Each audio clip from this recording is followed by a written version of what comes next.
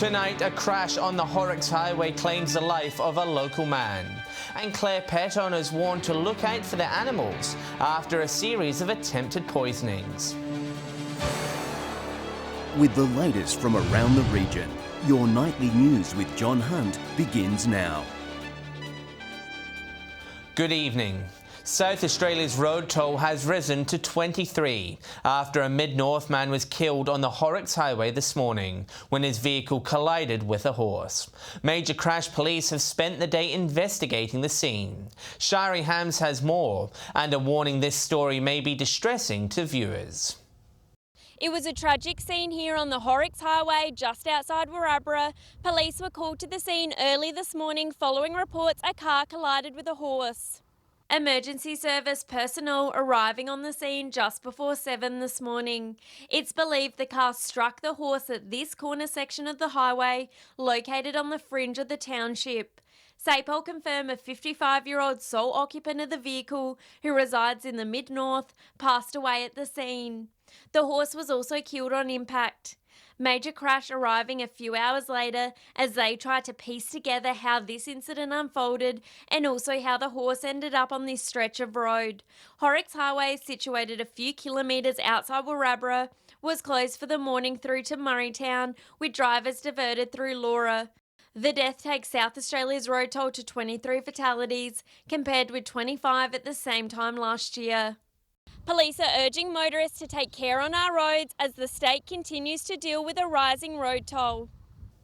Broken Hill Police are urging witnesses to an alleged bag snatch on Tuesday to come forward. Officers were called to the Zabina Street scene shortly after 10 o'clock in the morning.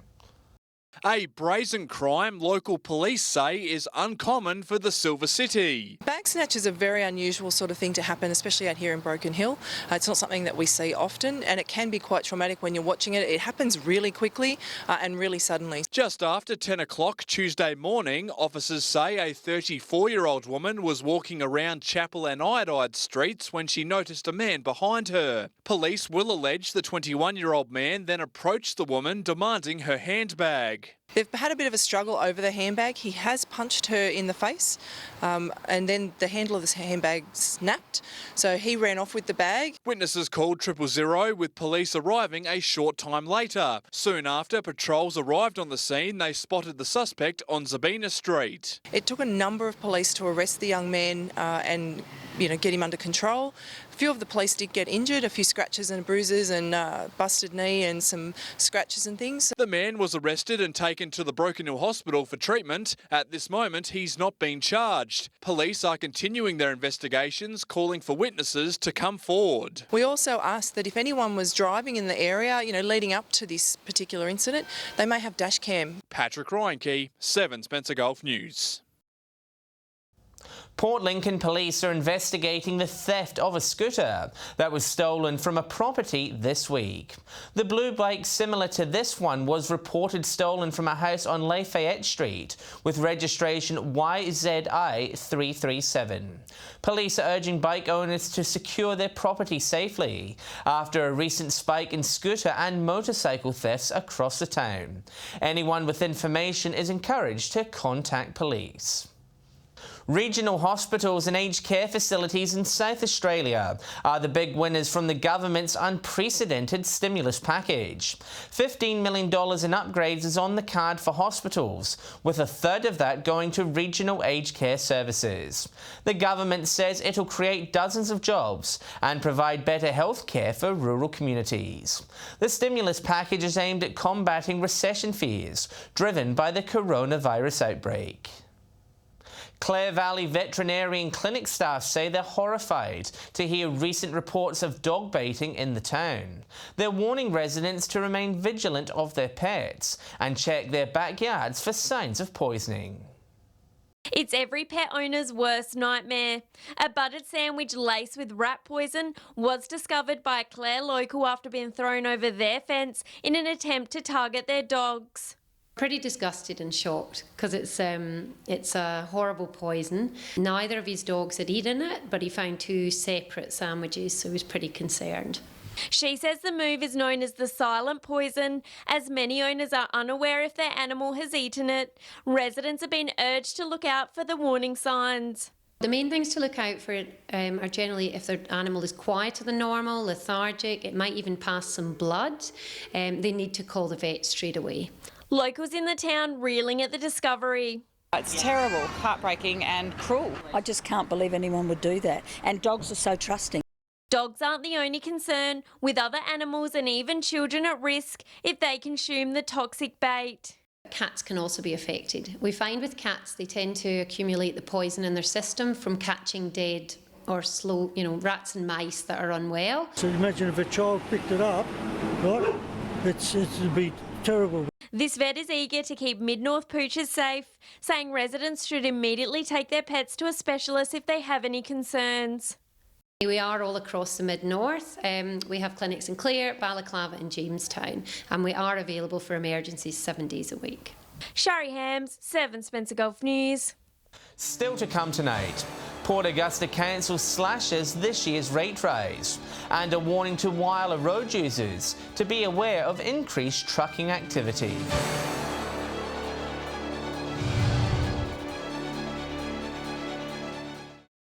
Welcome back.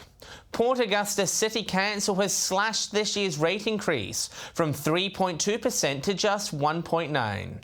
The local Ratepayers Association has welcomed the decision, but says council spending should be heavily scrutinised. Rates were a highly discussed topic at the Port Augusta Council's fortnightly meeting. Council's long-term financial plan in the spotlight. Through that plan, it is forecast what our rates may be and what funds we need to raise and what our spend factors will be, our expenditure and so forth. A recommendation to increase rates to 3.2% had been proposed. However, elected members voted to reduce that figure. The decision was made by Council to make that rate a 1.9% for the year of 2021.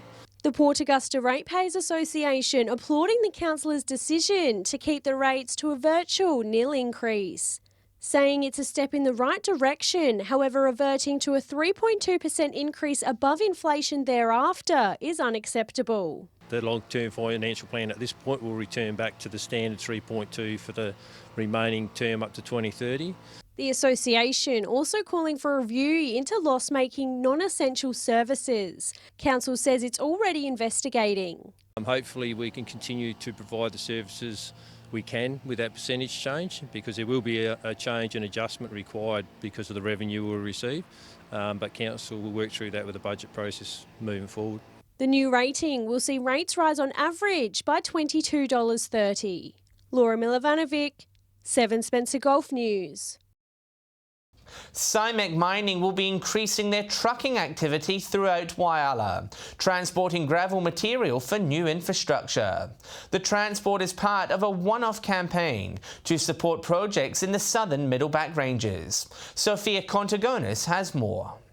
6 large trucks with green signage on the side will be travelling through Whyalla up to 16 times throughout the day over the next month, transporting the gravel material. Each truck will travel via Iron Knob Road, Arthur Glennie Drive, Playford Avenue and the Lincoln Highway. They're heading for the company's iron ore mines located halfway between Whyalla and Cow. It's part of a haulage program where we're taking material from Boral quarry sites out to the southern Middleback Ranges or the Iron Duke mine site for some infrastructure project work. Trucks will operate in a day shift circuit Monday to Friday, with an additional Saturday morning shift starting this weekend. It shows that we're doing some major works that needed to be done. Safety, the company's #1 priority, ensuring truckloads are fully covered, travelling at low speeds and avoiding travelling during school pickup hours. Simek encouraging road users to be extra cautious and vigilant when travelling. This material isn't like some of the other material that's being hauled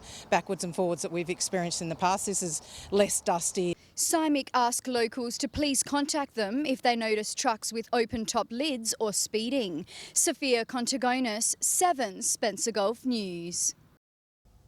A Royal Australian Air Force simulator is making its way around the region. It stopped at Caritas College in Port Augusta today, where students had the chance to experience flying an Air Force fighter jet.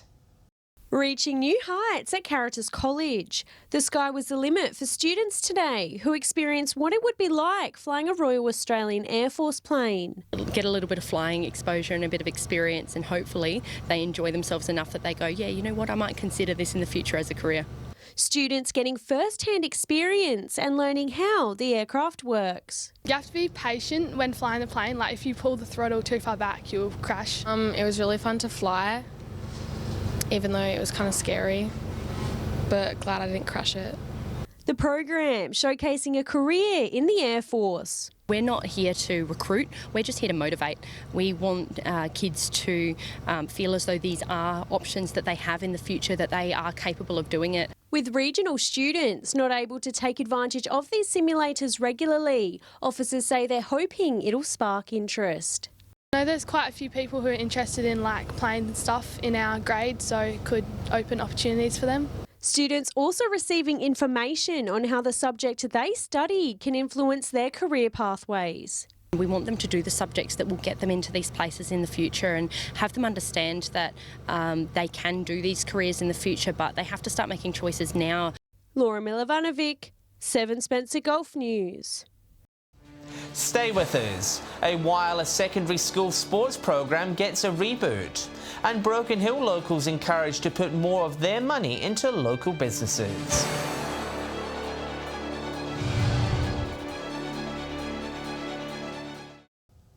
Wireless 4 high schools will partner with UniSA to update their Alliance sports program. Specialised coaches will be involved, with students also travelling to Adelaide to learn about high-tech equipment used to test athletes.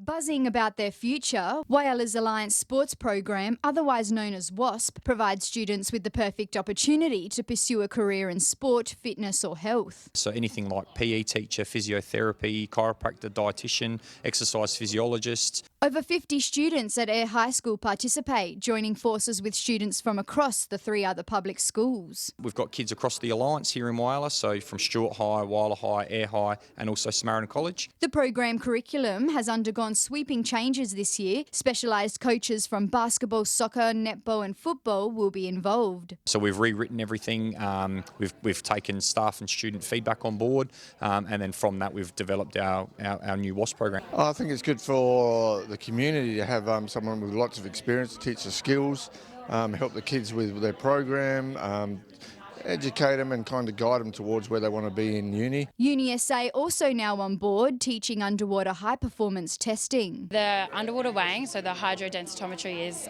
a gold standard in body composition testing, so really unique way for athletes to track their change. The course receiving plenty of interest. 2 weeks here in Whyalla where I'll supervise the exercise and sports science students deliver this content to the high school students, and then 1 week back in Adelaide. I've already put in my enrolment form.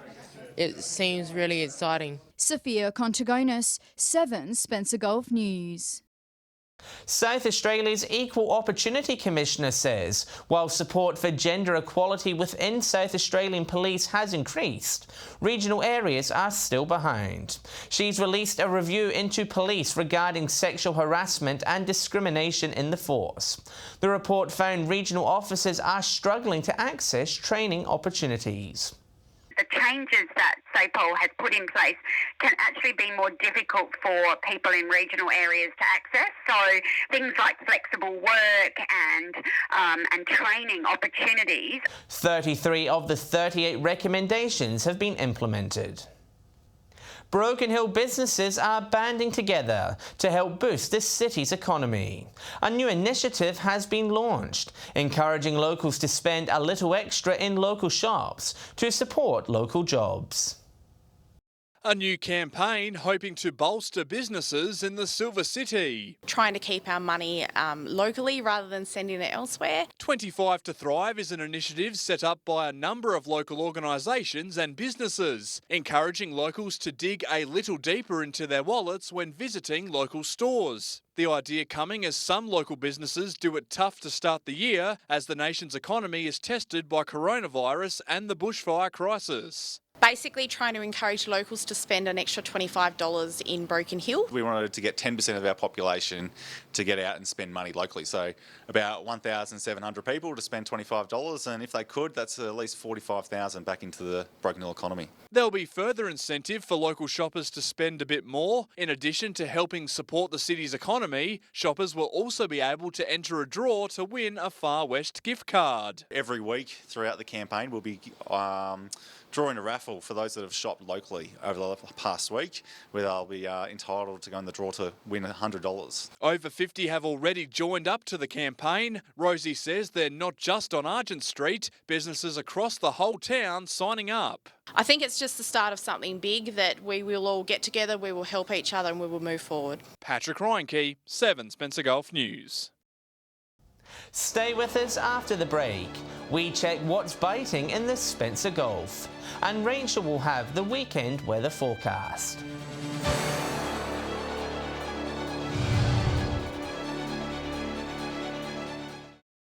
Port Lincoln cricketer Ben Smith has been awarded the Most Valuable Player for a third year in a row. The association holding its annual presentation dinner last night, with guest speaker Merv Hughes. A packed house of some of the region's best cricketers, with the Port Lincoln Association hosting its annual presentation awards. Cricket legend Merv Hughes guest speaking at last night's event. Some of the averages are outstanding. I think the bloke that won the B grade batting averaged 200, so that's not too bad. Southern Air South flexing its muscle once again, taking out this season's championship trophy. Captain Ben Smith being crowned the Most Valuable Player for a third consecutive year. It's always a great honour to win the Most Valuable Player, and yeah, it was a great night tonight. He just continues to be out there. He made 80 odd, I think, in the second semi-final. It was the mainstay of the innings for Southern Air South, and then comes on and bowls and takes wickets. Just an outstanding cricketer. Tasman's Andrew Frick came runner-up. When you consider that there's 3 guys from Port Lincoln cricket that have been picked in the Australian countryside, it shows you how strong cricket is around in the area. Despite last night's celebrations, the season is far from over. Charlton and Tasmans are set to battle it out here at Centenary Oval this Saturday, with the winner going straight through to the grand final. This is anybody's game, going to be really, really close.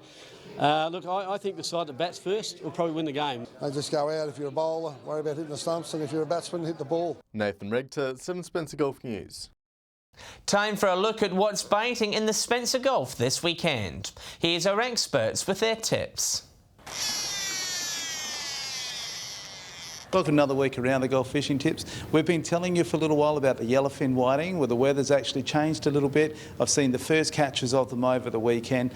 You have to work a little bit hard for a feed, but they are there. So remember to burley up for them. They'll actually come to you and you'll actually find yourself in amongst them with no time flat. Blue swimmer crabs are still working pretty well. Port Pirie is a little bit quiet at the moment, but if you go a bit further north, you'll find yourself bigger crabs and lots of them. So just figuring, write it out now for our records. We're finding that squid should be just about to start, so get yourself ready and have a look while you're out there at every time. See you next week. G'day and welcome to this week's Fishing Tips from Port Augusta, Jaw of the North. Well, a cracking long weekend, got a little bit warm, but we had some nice weather. The razorfish band's off, and that's been really good. Out along the front of the shacks. Nice big razorfish, big low tides, so get out there and get amongst it, but don't take too many. Surprisingly, some big King George whiting getting caught. Apparently one up to around 48 centimetres. Some nice snook up and around Port Patterson, and also some salmon, and there has been some kingfish around the old powerhouse area. That's all we have from the Jaw of the North. G'day and welcome to Fishing Tips in Port Lincoln. Well, locally our bays have had some nice sized garfish of late, and there has been some nice blue crabs still on offer in the proper and also up at Louth Bay. There's some yellowfin available on the beaches from Louth Bay up to Tumby. Out at the group, out at Tumby Bay, there's been some nice whiting, some squid and also some snook caught out that way. Down at Coffin Bay, the whiting have been a little bit slow, but crews have found enough fish for a feed. Well, that's all for this week. We'll see you again with more tips next week. And time to take a look at what's happening in the weather. Here's Rachel. Thanks, John, and good evening. It was a warm day today with a few showers also hitting our region. Port Lincoln reached 32 degrees, Whyalla and Port Pirie both 35, Broken Hill 31 degrees, Port Augusta 36, and it reached 32 degrees in Adelaide. On the satellite, a trough in the west has been responsible for producing those showers we experienced today. There's also some patchy cloud in eastern parts, producing the odd shower. On the waters tomorrow, southwesterly winds reaching 15 knots, seas at 1 metre, and the sun will rise at 7:12 with sunset at 7:36. Dry and partly cloudy across the region tomorrow. Port Augusta set for a top of 29 degrees, Whyalla 27, Port Lincoln 23, Coffin Bay will reach 24, Woodner and Corn both hitting 29 degrees. Broken Hill windy and 33, Port Pirie 29, Clare and Kadina 27, Cleve 23 and Adelaide will be partly cloudy and 25 degrees. Looking ahead for the next 4 days, partly cloudy in Port Lincoln on Saturday and 21, 23 Sunday, reaching 25 on Monday. Cleve expecting 20 on Saturday, 23 Sunday, partly cloudy and 29 on Monday. And partly cloudy and 25 for Woodner Saturday, 29 Sunday, warming up to 33 on Monday.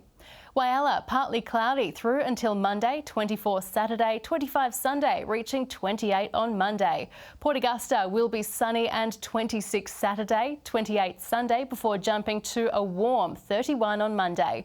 And in Kadina, partly cloudy and 24 Saturday, 27 Sunday, sunny and 28 on Monday. A dry and mild weekend for Port Pirie, 27 Saturday and Sunday, 29 Monday. A bit cooler in Clare with tops of 22 Saturday, 23 Sunday, before rising to 27 degrees on Monday. And it's looking lovely and sunny in Broken Hill, 25 Saturday and Sunday, 27 Monday. So it's looking like a dry and mild weekend coming up. John, it's back to you. Thanks for that, Rachel. And that's the local news this Tuesday evening. Thanks for joining us. I'll have updates later, but until then, enjoy your evening. On behalf of the team, it's good night.